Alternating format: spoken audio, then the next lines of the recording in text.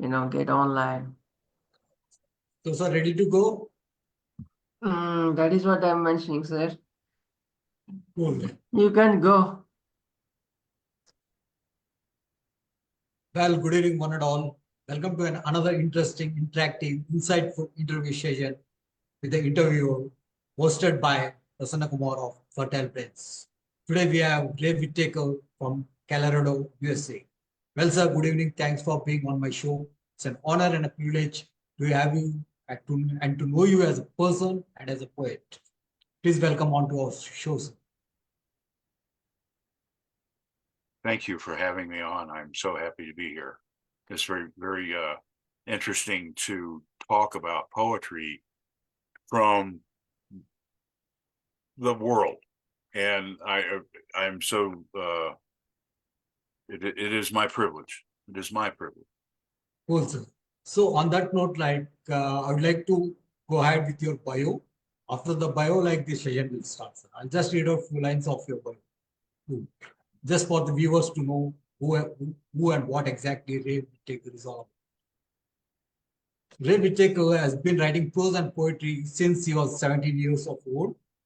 Ray Whitaker intends to write for the everyday common man. He firmly believes that poetry needs to reach into each and every person's picture in their minds and engage with them. This is where he aims to make a difference, to bring a difference in his creative writing. He is satisfied when he sees that his work is thought-provoking with that of his readers. Ray has done reading worldwide on various Zoom open mics all over the world. He has thrice been a writer in residence at North Carolina Center for the Arts and Humanities at Weymouth in Southern Pines. He is the editor of Masticadors Canada Literary Design. He is the father of two daughters and lives in Colorado Springs. And he was a delegate for the 2025 Panorama International Writers Festival. He has been an accomplished poet with 4 books published on his name. So here we welcome Ray Whitaker onto our show, The Interviewer. Please welcome, sir.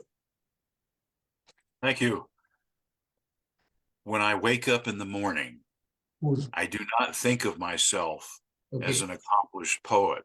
I'm just a guy, but I am a guy with a vision that allows me to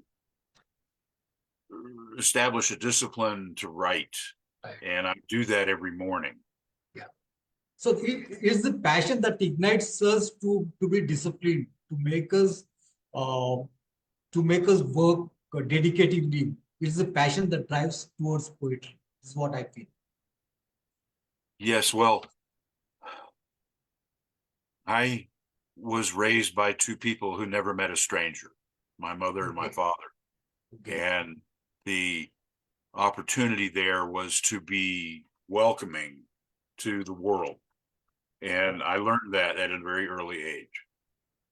That's nice. That's nice. So, initially, what made you to take up poetry, sir? When I was a youth, I was madly in love with this girl who was the same age as me. And she wanted nothing to do with me. Okay. And that was my very first poem. Okay. Writing about rejection. And that poem will never be shared with anyone because it's terrible. It's a terrible piece of poetry. But something which you have kept in your heart. Yeah. So I realized that particular incident had power. Yeah. And I began to write poetic energy. And I began to write. Now, some people will call that therapeutic writing. Yeah. But I have taken my work with it in a very different direction. And and I have started with taking incidents out of our human experience and writing about them. And I have a variety. So may I say that love was your first inspiration to take up poetry? Well, my influences, I think you're asking about. And I mean to say love was now was your first inspiration to take up poetry? I love the art. I love the imagery. I love the vision and the extension and the promotion of thought. So, That's what has me write poetry and what has me read poetry. I mean, behind me, you will see all these books here are but a fraction of the poetry books that I have. And that's a great collection over there. In another room, I have another 100 poetry books, and but these are my current, having read currently. Even I have. So that's what has me write, is that I have these books, these wonderful authors behind me, the wonderful poets stimulate who I am in the matter. That's nice, sir. Like once we are on poetic journey, like we need to know the other poets as well, the best well-established poets. We need to know the different poets, different styles, different substances, themes, content, wherein like only then we can evolve as a creative writer. This is what I feel as well. Like,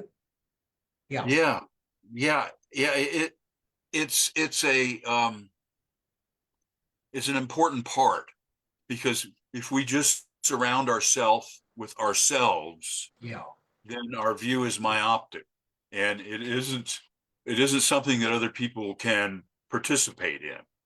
But if we surround ourselves with the world, with the poets in the world, and listen and participate with open mics all over, the experience broadens every moment. Everything. True. In the sense, like you need to have a poetic vibe around you. You need to create a poetic aura for yourself. So only then, like you will be into that magnetic energy of poetry. No. Yeah. Well, isn't life full of energy? And isn't it our lives, how we direct our energy and how we allow energy to come into our lives? It's all about that, I think. And that's where I am steeped in what I do. That's perfectly said. It's in my country, it is National Poetry Month. And sir, I have to ask you, like, why do we write poetry and why should we write poetry? Why do we write poetry and why should we write poetry? There's a couple of different things here.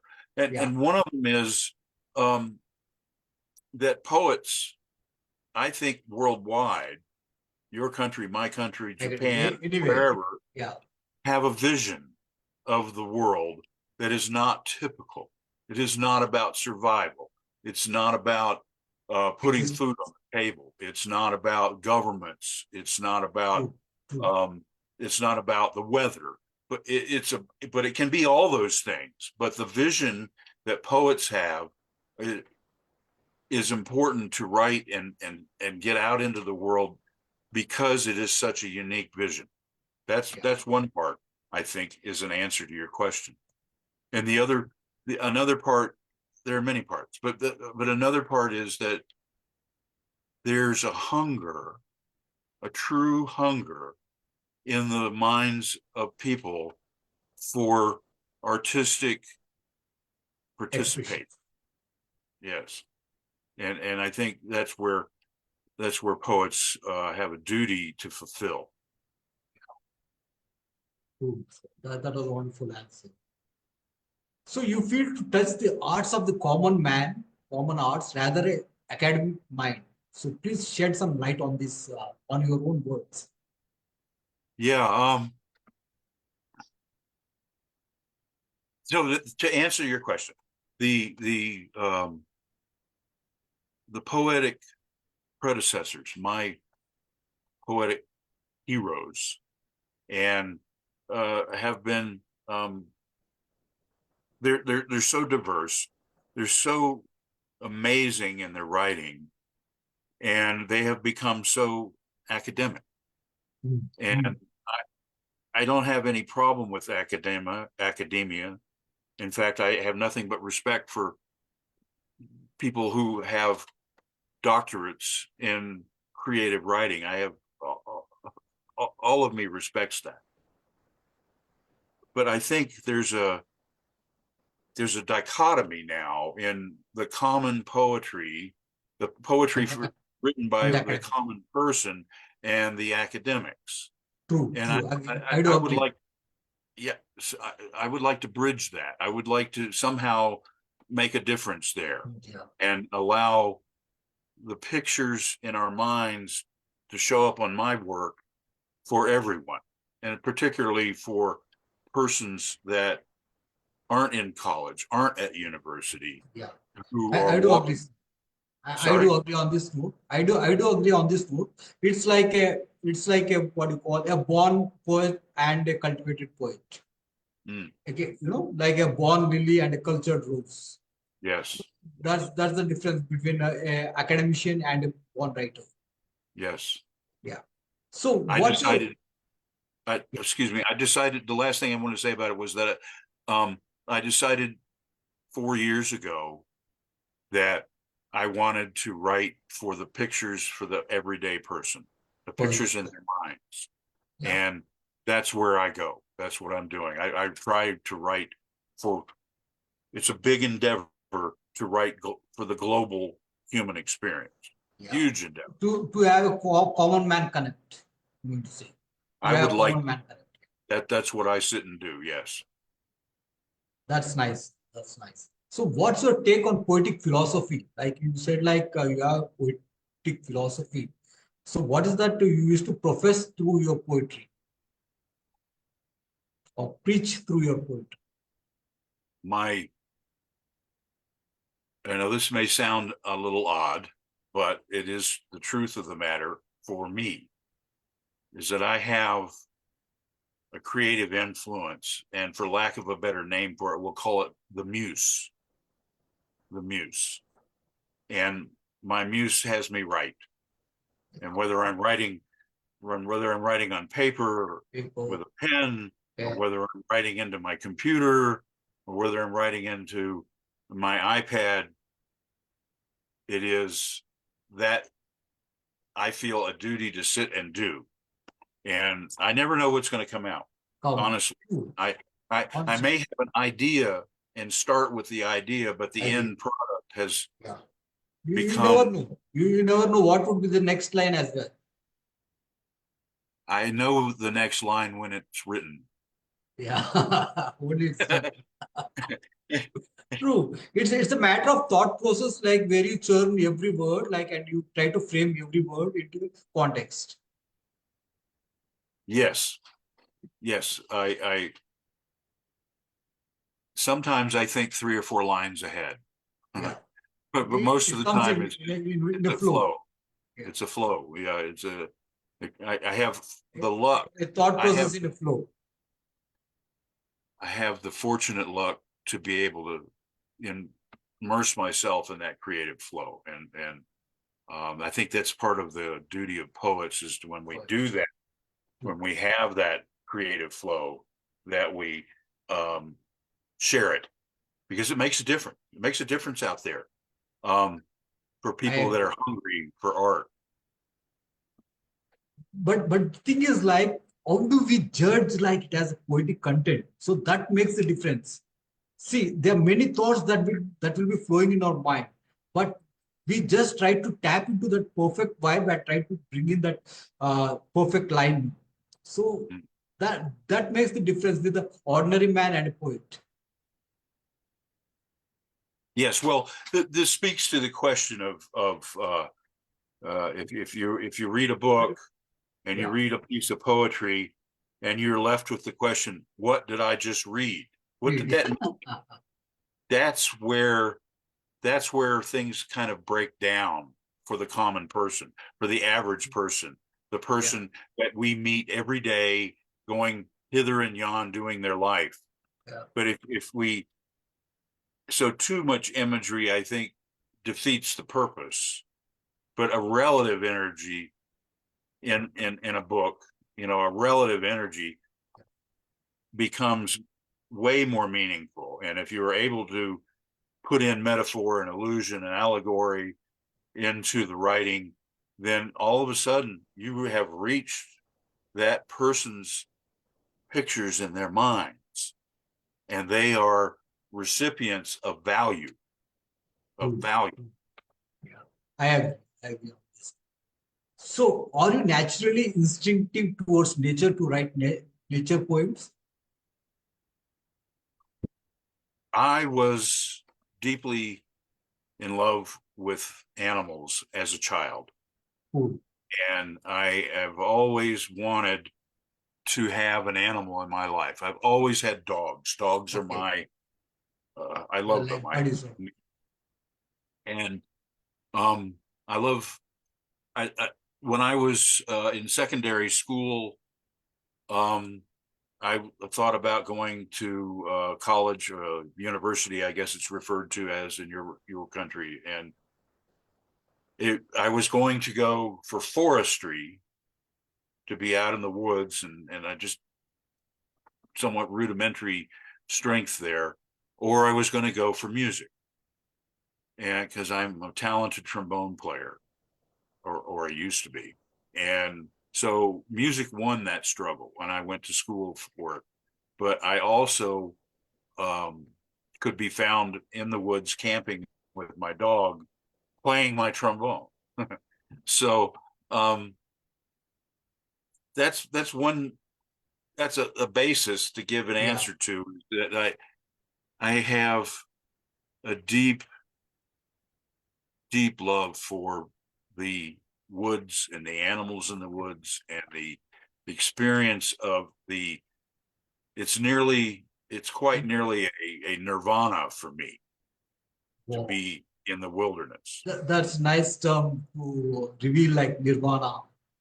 It's an Indian Sanskrit word, nirvana, like salvation, sort of thing. Yes. Yeah. Well, see, in my country, we are more city dwellers than country dwellers.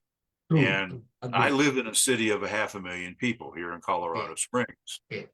And I can't get out of the city quick enough. I can't. So I believe, like, this is where the ideation of the idea cropped up to write poetry on the wild animals. Like, are you closely related to the wilderness, quite near to your house?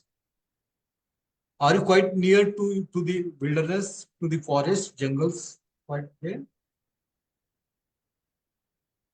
I'm not sure I understand your full question. But I do have as you said, like, you are part of the wild animals in your poetry. Are you quite near to the nature? Yes. Are you? Yeah, that is what I'm like. I live. Thank you for clearing that up. Yeah, I live in a city of 500,000 people, but I live on the edge of the city, and my home backs up to a wilderness space. Okay. And we have bears and wildcats and coyotes and while that's nice, I also go to true wilderness. No people. That's amazing. That's amazing. I go, it's like, I believe, like, animals preserve the nature more than the man. I don't know about more than, because I am a man and I believe in humanity. But I think we humans have drifted away from that wonderful place of nature. And we are so wrapped up in survival and dealing with our governments and worried about economics and the climate. I mean, there's so many things that cause us to move all the materialistic elsewhere. things. Yeah. And so I have tried with my book, Animals, I have deliberately placed human concerns, the human experience in there with the influences of animals. The animals are graceful characters in the book. Yeah. So as I went through your book, through your poetry. Unlike most of the poets who pen down features of nature in their emotional poetry, you bring in emotional elements in poems with that of nature. How do you see this difference? How do you bring in this difference? How do I bring it in? Well, there's my muse again. My muse has me write, and I may have an idea, have slept on overnight, but I wake up in the morning. I write every morning. It's a discipline for me. Every morning before I go and do anything else, I'm in my chair with a cup of coffee, and I have just make sure like you write some poetry. I have a pad and pencil with me at that time, and I write it on paper. Write it on paper. And then later it comes into the computer. I spend time in editing. But my best work, my very, very best work, when I write it down, when I put it into the computer and make it digital, I don't have to change 5, 6 words maybe, because it came out right. And if I have to really struggle with a piece, then that's usually not my best. Yeah, true. So anything that comes naturally, anything that comes organically will find its place. Like, or else, like if you turn your thought process methodically, like things will go AY, is what even I feel. Yes. Yeah, that's true. I have friends that are poets who spend days and days editing their work. And I have that to me is their process, but it's not my process. So you have an organic process of putting it across. I do edit some of my work. In fact, at times we need to, so as to better the work, or else so as to see if at all we see like the construction has certain flaws over there, we try to better it.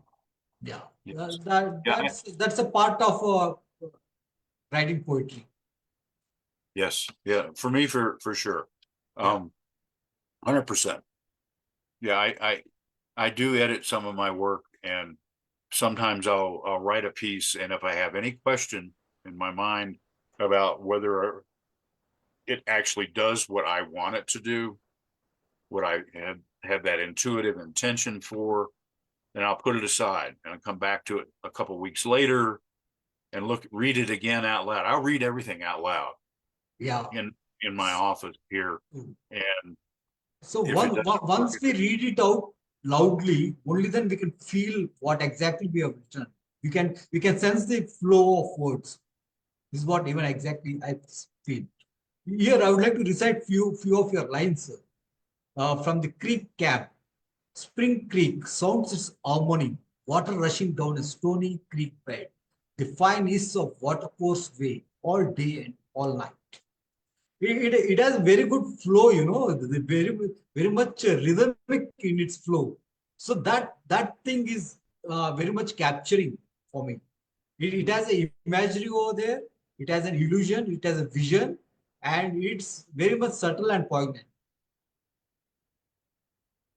Yeah, I've had the fortunate ability to transfer what I see into what I write. And some people don't choose to do that. Some people are writing out of what they think. And I try to take the thinking part out of it and just write what I feel.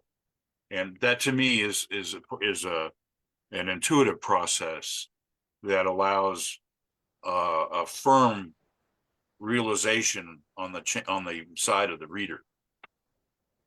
So again, going back to the same topics in the sense like the same themes, like the water music. You have this another subject, water music. Clear creek flows cold, even in the summer sun. This on a high bank beside, where my meditation is complete. It has a profound impact, because you see, like where you say like where my meditation is complete. Okay, well, see, I love that. Yeah. Isn't that a universal thing? We humans, we thinking humans, have our quiet moments where we are in we deliberately place ourselves in communing with who we believe is God. And those moments are hard to speak about. They're hard to relate to, and for other people. But if poets take the time to mention that, like in Clear Creek, it makes a difference out there with the reader, because the reader says, "Oh, there's an experience where the quiet moment makes a difference." You know. Agreed. So You are familiar. your observation of the wilderness and your vision and the thought process, they all in sync with that poetry. Okay. Well, yeah, I when I wake up in the morning, I don't think like that. Okay. I mean, I don't think that precisely, because when I wake up as a human being in the morning, shaking off the dreams and the sleep, I don't have an A, B, C, D, E kind of step. It's all, I just step into the intuitive process, which is very hard to define. I got it. So, well, in your book, The Animals, you brought in all the metamorphical images with that of the animals, and the human being behaviors. So, how do you bring all these elements into your poetry? It's diligent writing. It's not the kind of writing for a scientific report. It's not. It's not a medical report on the condition of the patient. It's a I am. It's an experience with that of consciousness. Yeah. This morning, in the writing this very morning, I am struggling with the loss of animals in the war zone of Ukraine. Okay. And I just know that people love their dogs and their cats, and they've had to leave them behind because of the war, because of the aggressive inhumaneness of the Russians.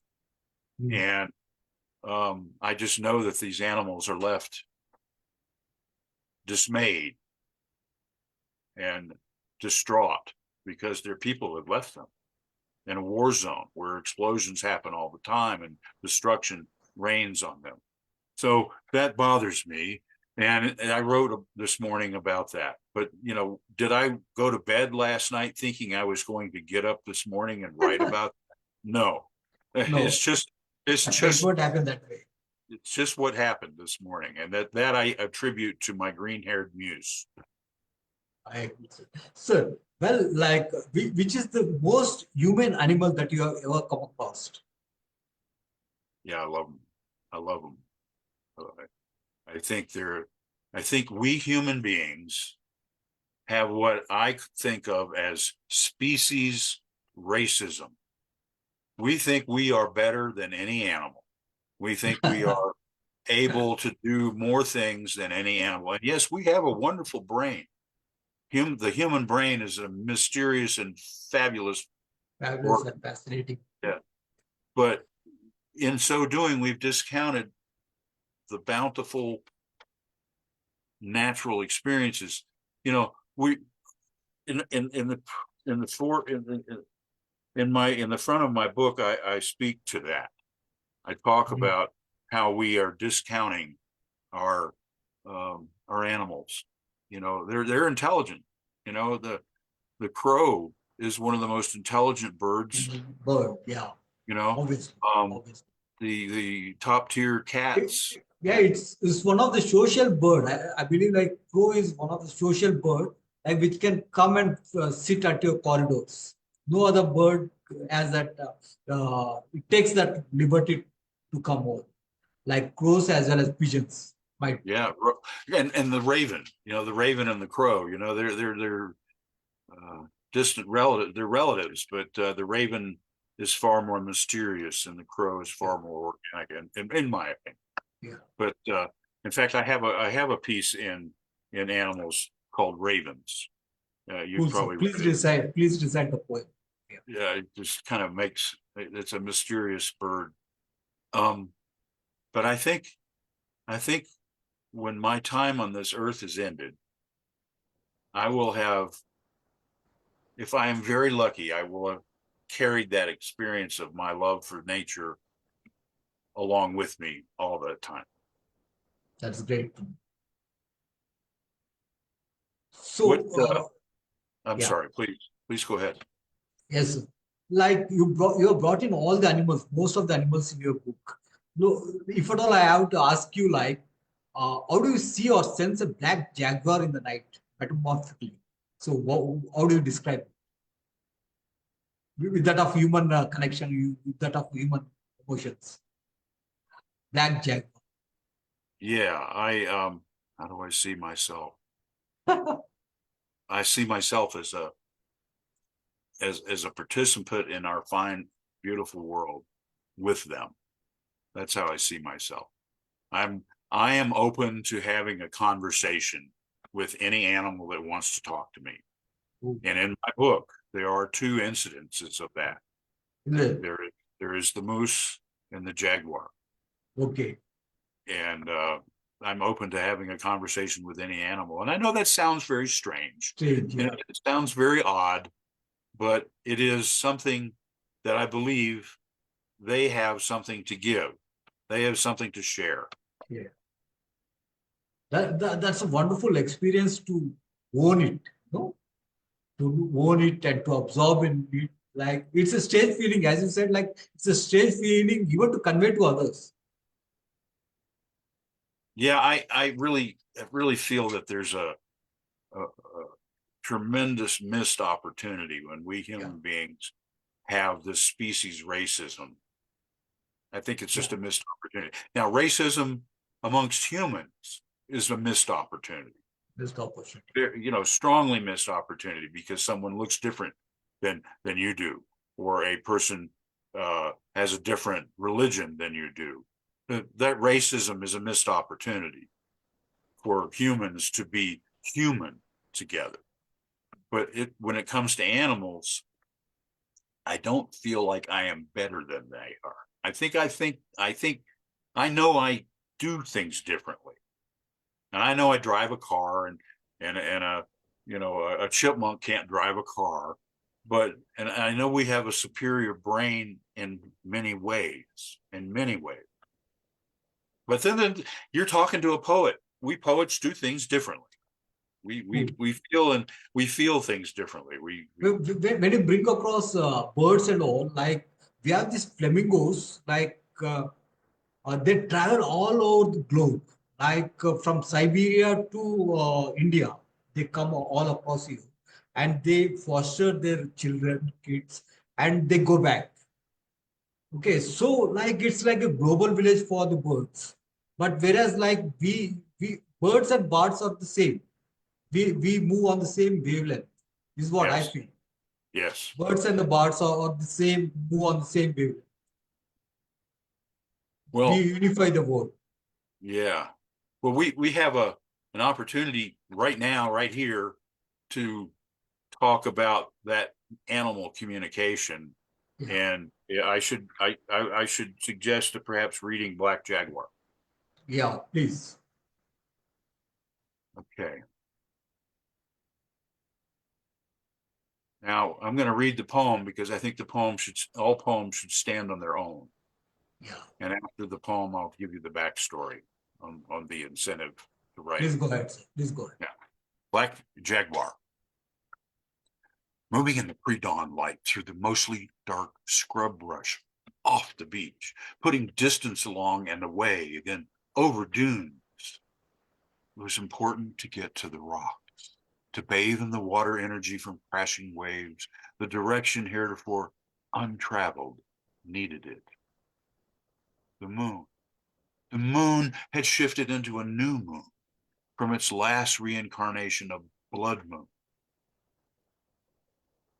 Now doubling back as if to follow the energy it felt, he retreated, suddenly leaving, having seen the big cat. moving back to the safety of the porch light, or the illusion of safety, of that all would somehow remain well near a structure. Hearing its breathing just around the corner, freezing, not daring to look or even breathe himself. Both he and the animal were formidable. Jaguar stealthily came around and looked at him. Unafraid of each other, they were both still standing in the pre-dawn, looking intently in each other's eyes. Waiting for the moment of realization, really for the transference of spirit each had to give. Receiving courage and strength and just enough stealth from Jaguar. Jaguar kept eye contact. Receiving intuition also, reading signs with unveiled eyes. He broke eye contact with his feline brother. Thanking it out loud, hearing a low grunt in response. No blood shed or combat like infantry with swords.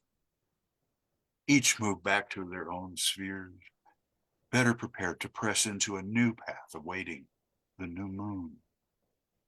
Demanding, insisting, no choice but to be traveled, that traversing, immersing into differences shaped by old blood moons fading. He never saw it again. Part of him sadly missing the communion he'd just had. That's great, sir. That's awesome. That's awesome. Like, I love the subtle way of bringing it across, like a conversation between a jaguar and a human being, the eye contact, and the sensibilities that went through the eye contact. You know, on seeing such an animal, right? It's an awesome experience that you have given us through your poetry. Thank you, sir. Thank you on that. Thank you very much on that. Yeah.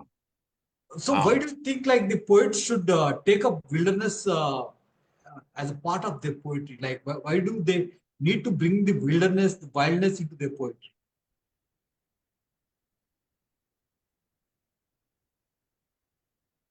Well, I'm thinking about it that the experience, for example, Of jaguar, like what? Of the jaguar. I wrote that piece when I was in Mexico, and it's a long ways from your country, but the geography of Mexico has a long peninsula coming off the west side of it. Yes. And it's the Baja Peninsula. And I was in a hotel in a resort down there at the tip. And this is the tip where the Pacific Ocean meets the Gulf of California. And I'm an amateur photographer, and I wanted to get pictures of that area where the oceans meet, and they were beautiful. They were beautiful there. So this walking to the rocks that is mentioned in the poem is me going to take those pictures. Cool. That's wonderful. That's wonderful. So we are coming to the fag end of the session here. Like before we close the session, like I would like to recite a few lines of yours, which you have mentioned about the silence. So besides the animals, like I would like to tap into your human side. So that is the reason I have picked this poem for you. Silence. I will stay silent here for some time, returning to the ordinary busyness of a city, only reluctantly going that yellow distance of a sunset starting in the east. Over my cab, sunset is a riot of colors, moving over the poplars. I am content with solitude. That gave me a human experience of silence and solitude, like every poet asks for or earns for.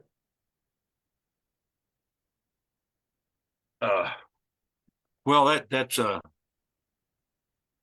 those silent moments are the ones that we must have. They are the ones we must have. Yeah. And as humans, because if we don't have some silences in our lives, then we're bombarded. We're bombarded with daily experience. And it's just amazing to me that some people go their whole day without any quiet, you know, without any peace of mind. Well, I think the quiet contributes to peace of mind, Yeah. but I think the quiet also allows us to sort things. So I don't know whether that will give you peace of mind. You could be involved in a tremendously aggravation, a conflict of paramount means in your life, and to be able to have those quiet moments allow you to move through them, and perhaps in a direction where all benefit. Cool, sir. Like finally, I could get to know the poet in you, like what exactly silence means to a poet. Mm. Okay. So on this note, like we are coming to a conclusion, like, so how do you feel about the shows? How do I feel about the truth? About the show, the interview show here? How do I feel about the show? Yeah. I'm so grateful. I'm so grateful. I'm appreciative of the opportunity to speak to the global mindset. And that simply wouldn't have occurred if I had driven downtown here. You and I are half a world apart from each other in distance and time. Yeah. That's the commonality. That's the commonality that has attracted us. Yes. Yes. I mean, I was kidding with you earlier about you're from the future because you're 11 and a half hours in front of me. But you know, that's another bridge, isn't it? Because I'm coming from the past with you. So that poetry bridges the commonality with us, between us. Yes.